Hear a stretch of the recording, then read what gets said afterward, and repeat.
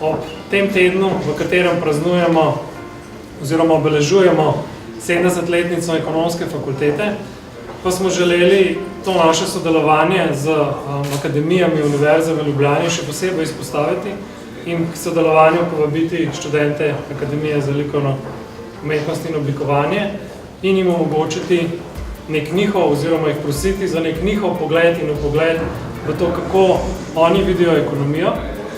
In to mislim, da jim je kar precej dobro uspelo.